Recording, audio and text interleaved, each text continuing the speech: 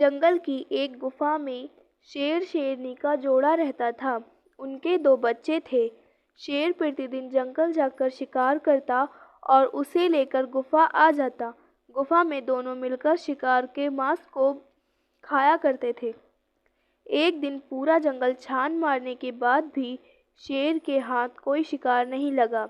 निराश होकर वह वापस लौट रहा था कि रास्ते में उसे एक गीदड़ का बच्चा दिखाई पड़ा। बच्चा जानकर वह उसे मार नहीं पाया और जीवित ही मुंह में दबाकर गुफा ले आया।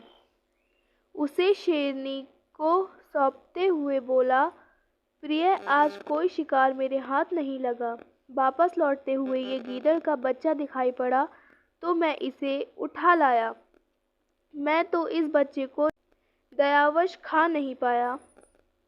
यदि तुम चाहो तो इसे खाकर अपनी भूख मिटा लो। शेरनी बोली, जिसे बच्चा जानकर तुम नहीं मार पाए, उसे मैं कैसे मार सकती हूँ।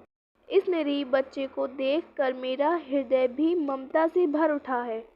आज से यह मेरी तीसरी संतान है।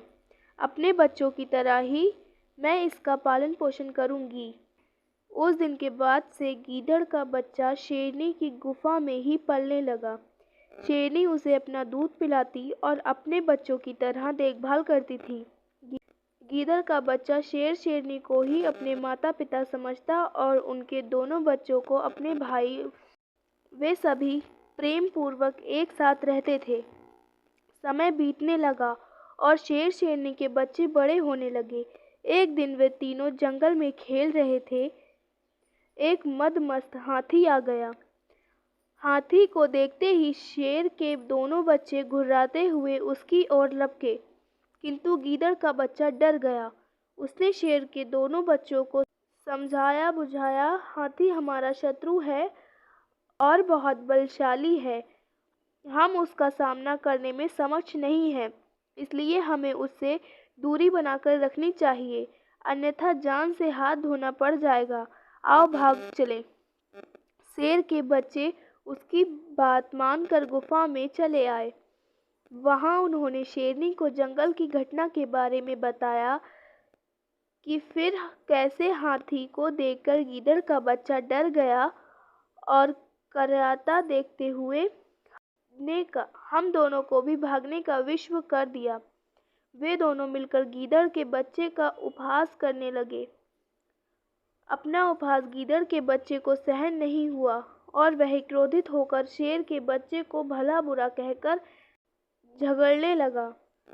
शेरनी बीच बचाव करते हुए गीदड़ के बच्चे को समझाने लगी, ये दोनों तेरे बंधु हैं, इनकी बातों का बुरा मत मान और झगड़ा बंद कर प्रेम से रह। किंतु गीदड़ का बच्चा तैश में था। वह बोला, ये सदा मेरा उपहास करते हैं। बताओ मैं इनसे किस मामले में कम हूँ।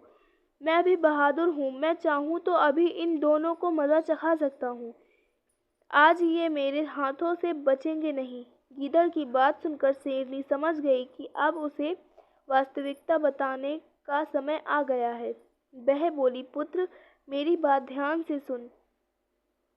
तुम बहादुरी में किसी से कम नहीं हो, किंतु जिस कुल में तुम जन्मे हो वहाँ हाथी की से शत्रुता मोल नहीं ली जाती। वास्तव में तुम गीदड़ हो। मैंने तुम्हें अपना दूध पिलाकर अपने बच्चों की तरह पाला है, लेकिन तुम्हारा भला इसी में है कि तुम अपने कुल में जाकर मिल जाओ। यदि यह बात तुम्हारे दोनों भाइयों को पता चल गई तो मारे जाओगे। शेरनी की बात सुनकर गीदड़ वहां से भाग खड़ा हुआ और गीदड़ों के दल में जाकर मिल गया।